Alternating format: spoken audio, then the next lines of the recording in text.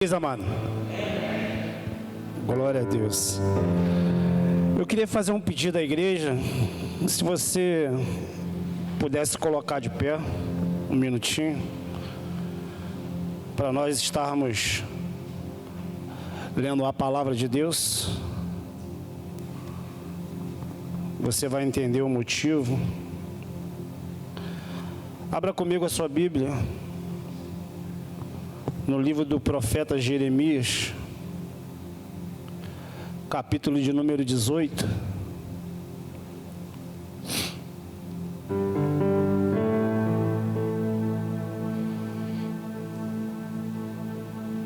No dia da consagração, Deus estava ministrando no meu coração essa palavra, pastor. E foi pregada essa palavra. O que muita gente não sabe é que depois que o vaso é tirado da fornalha, ele tem que ficar separado. Porque eu trabalhei com isso. Eu trabalhei ali na Praça 2 e eu colocava a noite toda o vaso na fornalha. E o vaso ele tem um período para descansar, para depois ser lapidado, pintado. Então eu queria que você colocasse seus olhos na palavra do Senhor, porque a palavra do Senhor vai dizer assim: a palavra do Senhor que veio a Jeremias dizendo: levanta-te, repita comigo, levanta-te, mais uma vez, levanta-te, e desce à casa do oleiro, e lá te farei ouvir as minhas palavras. E desci à casa do oleiro, e eis que estava fazendo a sua obra sobre as rodas, como um vaso que ele fazia de barro, se quebrou na mão do oleiro, tornou-se a fazer dele outro vaso. Repita comigo, outro vaso. Então veio a mim a palavra do Senhor, dizendo: não poderei eu fazer isso de vós, como fez este oleiro, ó casa de Israel? Diz o Senhor: eis que como o barro na mão do oleiro, assim sois vós na minha mão, ó casa de Israel. Feche seus olhos. Pai, em nome de Jesus, a sua palavra vai ser ministrada. Abra o nosso entendimento, tira do nosso coração toda a soberba, toda a altivez, que nós não venhamos a olhar para o homem, mas para aquilo que vai descer do trono da tua graça através do homem. Pai, a tua palavra que é viva e eficaz, e é ela que vai ser ministrada. Fala conosco nessa noite, Senhor, não o que queremos ouvir, mas aquilo que é necessário para o nosso crescimento. E se você crê, amado, pode se assentar dando glória a Deus. A palavra de Deus veio ao sacerdote Jeremias. E eu coloquei um tema nessa mensagem, falei com o diácono Alexandre, ele: André, me passa o tema da mensagem. E eu coloquei o chamado. Por que o chamado, André? Porque Deus está chamando o profeta. Mas Jeremias é filho de sacerdote. Jeremias é sacerdote em Jerusalém. E no tempo do reinado do rei Josias, Jeremias é chamado ao povo para poder pregar o arrependimento. Porque o povo de Judá estava se corrompendo, estava vivendo um momento de idolatria, desagradando a Deus. E agora Deus chama Jeremias. Nós estamos aqui, amado, não porque temos uma direção, não porque cansamos de viver no mundo e agora entregamos a vida ao Senhor e por isso estamos aqui, não. A palavra de Deus vai dizer que Ele nos escolheu antes da fundação do mundo e nos predestinou, Marco, em Cristo Jesus, para sermos adotados como filho, através de Cristo Jesus. Então eu quero começar essa pregação falando que não somos nós que escolhemos a Deus, mas é Deus que nos escolhe. E para cada um de nós, Deus tem um chamado. Deus chama Jeremias para profetizar sobre Israel, sobre Judá. E apresenta a Jeremias a casa do oleiro. Jeremias, se levanta. Porque imagino eu, Marcos, que Jeremias poderia estar triste, abatido, cansado de pregar a palavra e o povo não se converter, de pregar a palavra e o povo não está nem aí. Então Deus fala: Jeremias, levanta-te, porque tem muita coisa para te fazer. Deus está falando para mim e para você nessa noite. Independente das suas lutas, independente das suas guerras, se levante. Mas não com soberba, não com altivez. Se levante diante do inimigo da tua alma, que se chama Satanás, e se prostre e desça à casa do oleiro, porque é lá que nós vamos ouvir a voz do Senhor. É lá que Ele vai falar, Marco, no meu e no teu coração. É lá que Ele vai falar aquilo que Ele quer para minha e para a sua vida. É quando nós nos humilhamos, nos rendemos, nos prostramos diante de Deus. E quando Deus nos escolhe, passamos por processos na nossa vida que muitas das vezes vai nos trazer dor, vai nos trazer constrangimento, vai ser doído. Muitas das vezes o nosso coração vai doer, vai sangrar, por causa da palavra de Deus. Porque Deus tem um chamado para mim e para você. O momento da lapidação dói. O momento da moldura dói. Sabe o que Deus está falando para a igreja nessa noite? Não é Satanás que está se andando com a tua vida. Não é o inimigo da tua alma que está fazendo tudo isso com você. Sou eu que estou te moldando. Sou eu que estou te lapidando para te usar, para lá fora você pregar o reino de Deus e para converter as vidas para Nova Jerusalém. É por isso que passamos por momentos difíceis. É por isso que Jeremias entristece o seu coração.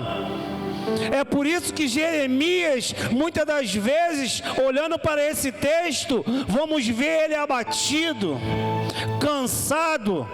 Por quê? Porque ele prega e ninguém ouve. Às quartas pregamos, domingo pregamos, quinta-feira na quadra pregamos, consagração, pregação, grupo familiar, pregação. Mas a palavra entra por um lado e sai pelo outro. E Deus está falando: não posso eu fazer com você, Jeremias? Não posso eu transformar a tua vida, mudar o seu estado, trazer à existência aquilo que não existe, aquilo que você pensa que não tem mais jeito? Não sei se o seu marido ou a sua esposa, você está aqui hoje, de repente os seus filhos não se encontram aqui, e isso dói, sangra o nosso coração. E é isso que Deus está falando para Jeremias. O meu povo, Jeremias, se corrompeu. Os meus filhos estão perdidos. E muitos deles dentro de Israel, dentro de Jerusalém, dentro de Judá. como foi pregado, e muito bem pregado, estamos muitas das vezes juntos, mas não unidos no mesmo propósito. E Jeremias está sofrendo, porque creio eu que muitas das vezes é assim na minha e na sua vida. A vontade é de largar tudo, abandonar a Cristo, voltar a viver aquilo que vivíamos, porque momentaneamente nos trazia alegria. Quando tínhamos uma dívida, bebíamos até cair, achando que a dívida ia embora, e no outro dia, na ressaca, as coisas só pioravam. E de repente estamos vivendo isso hoje dentro da casa do Pai. Viemos para a igreja, dobramos o nosso joelho, oramos e nada muda.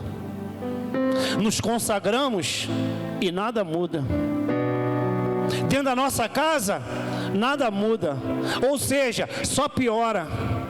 Mulheres que são insubmissas, maridos que são autoritários, filhos rebeldes, mas dentro da casa do Pai. Porque se levantaram, mas não entenderam o propósito do se levanta e desce. Abra sua Bíblia comigo em Romanos, capítulo 8, versículo de número 14.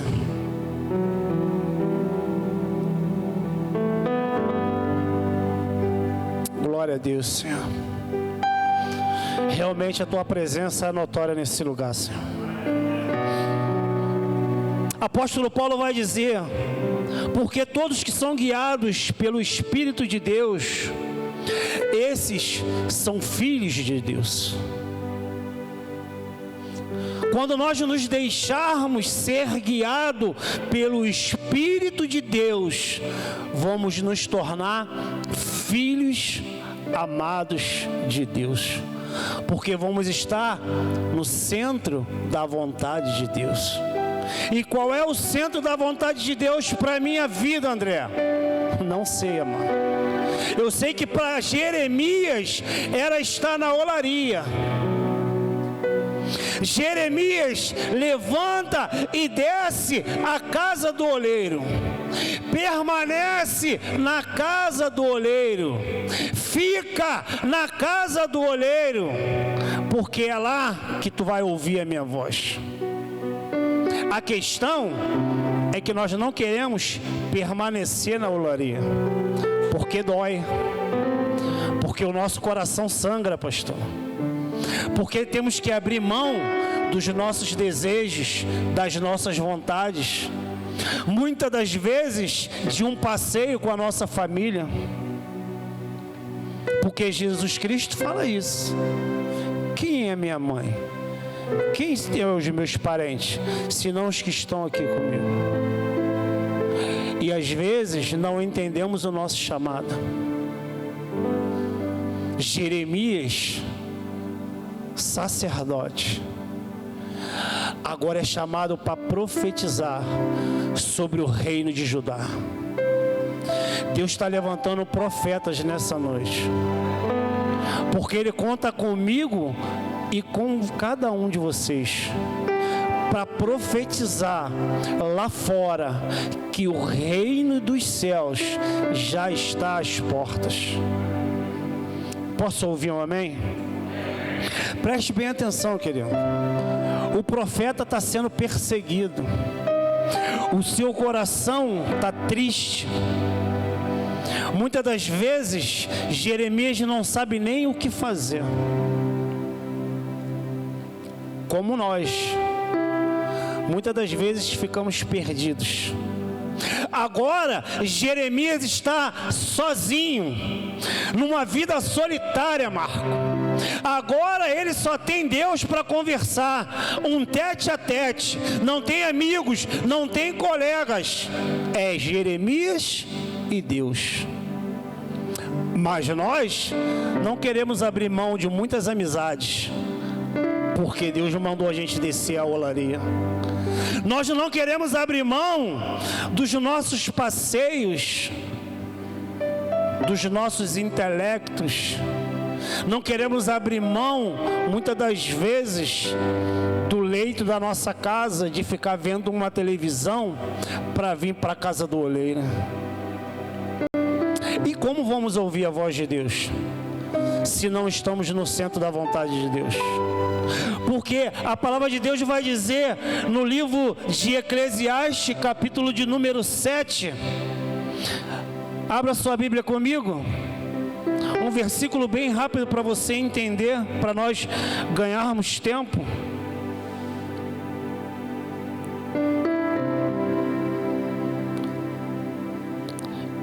Eclesiastes, capítulo de número 7. Se achou?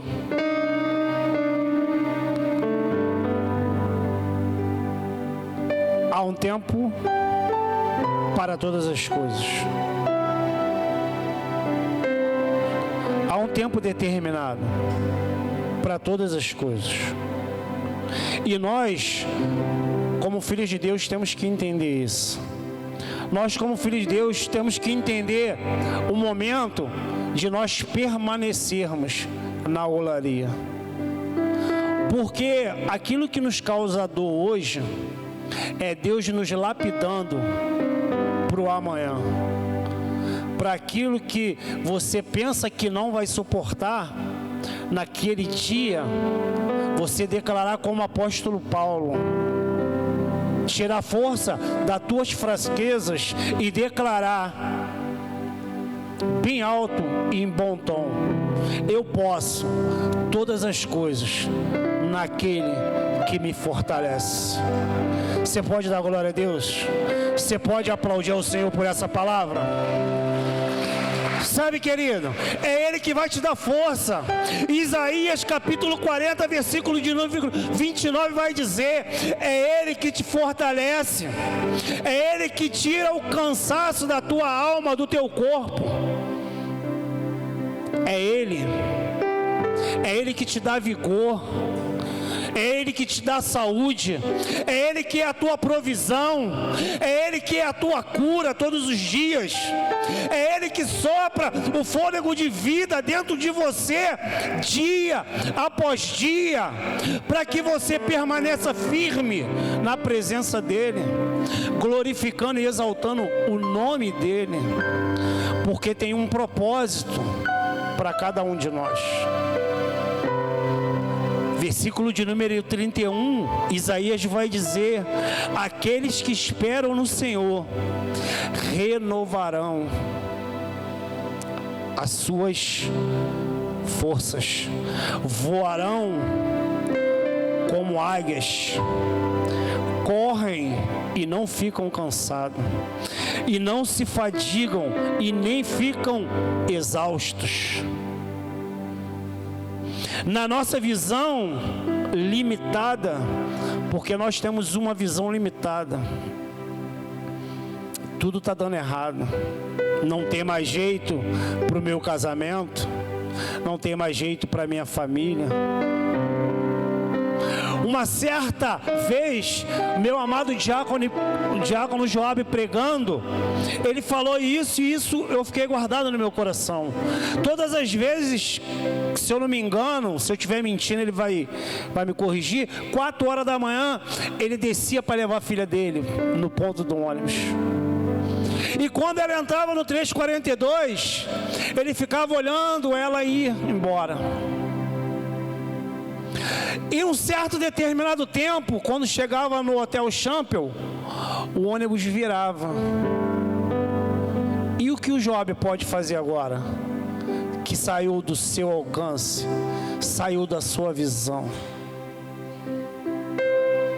Pode fazer mais nada, mas ele pode. Porque os olhos dele estão sobre toda a terra. E a palavra de Deus diz que Ele acampa os seus anjos ao nosso redor. O Joabe, como pai, estava fazendo o seu papel, levando a sua filha até o ponto do ônibus, tomando conta. Mas a palavra de Deus diz que se o Senhor não guardar, em vão vigia o sentinela. É o Senhor quem tem guardado a tua casa, a tua família, os teus filhos, os teus negócios. É o Senhor que tem guardado o projeto Vida Nova de Jardim América. Porque diante da pandemia, muitas igrejas se fecharam. Muitos de nossos amigos, parentes morreram. Mas nós estamos aqui na olaria para testemunhar que Ele é o Senhor da nossa vida.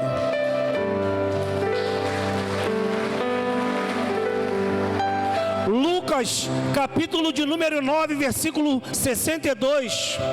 Jesus disse: ninguém põe a mão no arado e olha para trás.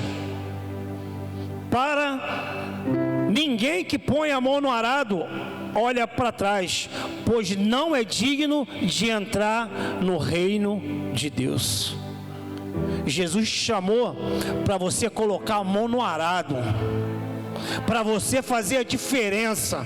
Não é para você estar aqui num culto de quarta-feira, colocar a sua Bíblia debaixo do braço, ou como muitos, aquela Bíbliazinha de bolso, aquele crente 007, que não dá nem a paz do Senhor para o irmão, e quando chegar lá fora, não exercer aquilo que Deus tem colocado no teu coração.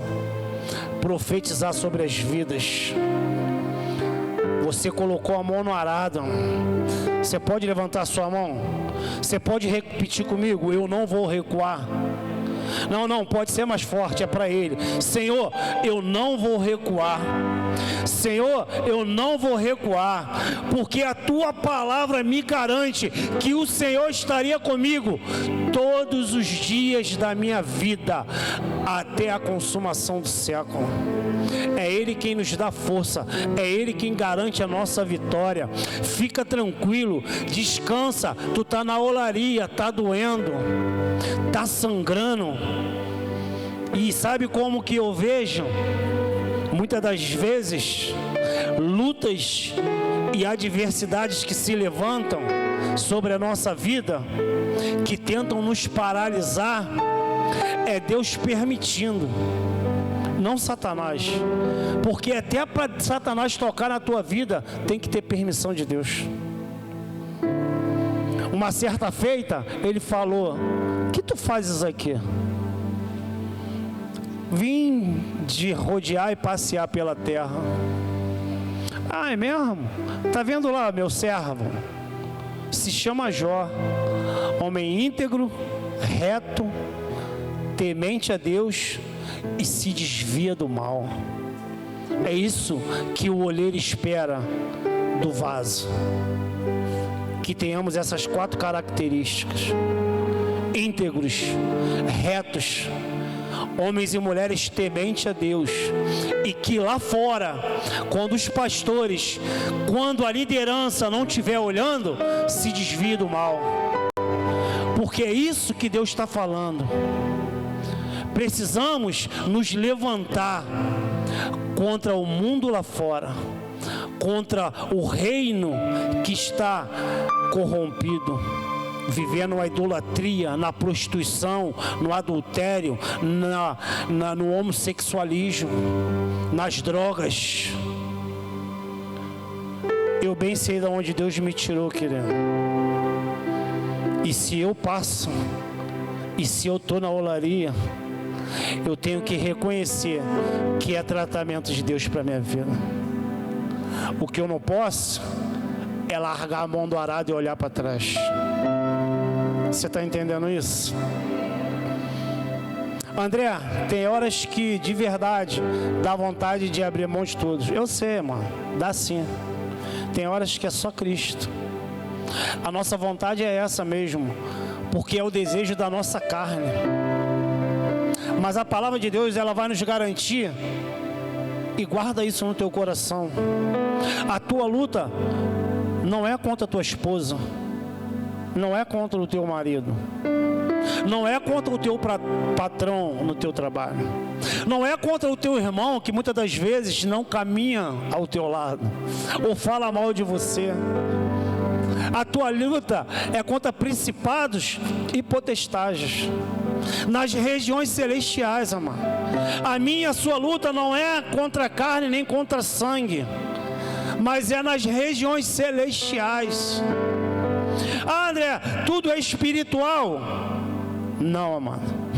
A gente fala muito sobre isso, mas tudo começa no mundo espiritual. Quando nós damos uma legalidade na carne, o inimigo entra e aí faz um furdunfo,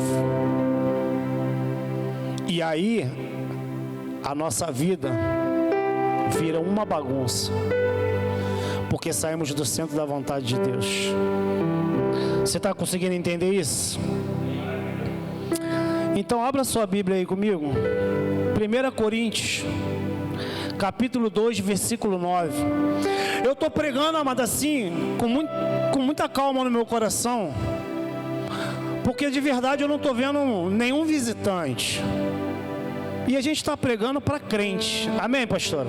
A gente está pregando para quem vive o Evangelho, para quem já entregou a vida ao Senhor, mas que de repente, por causa das lutas, está pensando em desistir, pensando em trocar de igreja, achando que é a igreja que vai fazer diferença, quando na verdade é você que já está vazio de Deus. E Deus está falando: desce, porque eu quero fazer de você profeta nas nações. A Bíblia vai falar no capítulo 2, versículo de número 9: olho algum jamais viu, e ouvido algum nunca ouviu, e mente nenhuma jamais imaginou o que Deus preparou para aqueles que o amam. Se ama a Deus? Então guarda teu coração, porque tudo que Deus preparou para você, você ainda não conseguiu nem ver. Os seus ouvidos não foram nem abertos para ouvir o que Deus tem para manifestar na tua vida. O que Deus tem preparado para mim e para você? Uma Jerusalém celestial, uma nova Canaã. É isso que Deus tem preparado. Mas na terra Ele conta comigo e com você para ser profeta. Tem profeta aí? Tem? Então se prepara, porque a lapidação dói, a moldura dói. Entrar dentro da fornalha e se tornar de um barro algo duro dói. Ficar de molho no sereno para ficar coarando separado, porque eu não expliquei, pastora. A gente botava uma tábua de 30 e botava um vaso com 30 centímetros de distância um do outro. Quer ser profeta? Se separe da multidão, se consagre a Deus, jejue, tenha uma vida de oração. Se separe das amizades que não condiz com aquilo que você diz que vive, que é o reino dos céus. Porque tem amizades na nossa vida que só nos levam para o caminho do mal. E Jesus está falando para nós hoje: se separe, meu filho, porque o que eu tenho para você, olhos nenhum ainda viu, de tão grande que é. Apóstolo Paulo vai dizer: tire forças da sua fraqueza.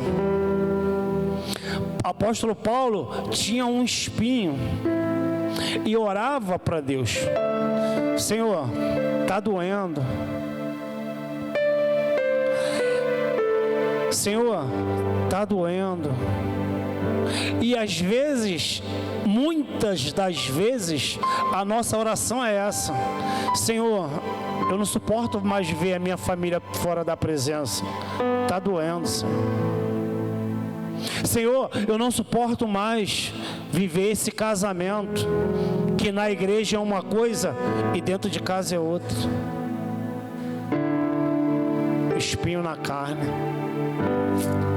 Sabe, Deus está liberando uma palavra sobre a tua vida nessa noite.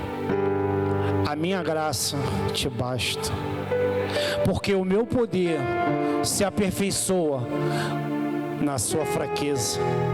Quando você desce, quando você reconhece que Ele é o único e suficiente Salvador da sua vida, Rei dos reis e Senhor dos senhores. Eu queria te convidar a ficar de pé.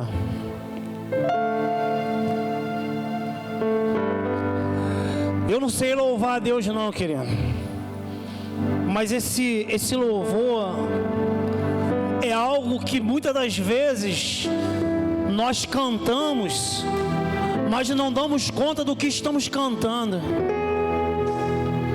Se você voltar um pouquinho, Jeremias capítulo de número 17, se eu não me engano, versículo de número 9, Jeremias vai falar assim, ó: enganoso é o coração, mais do que todas as coisas, e perverso.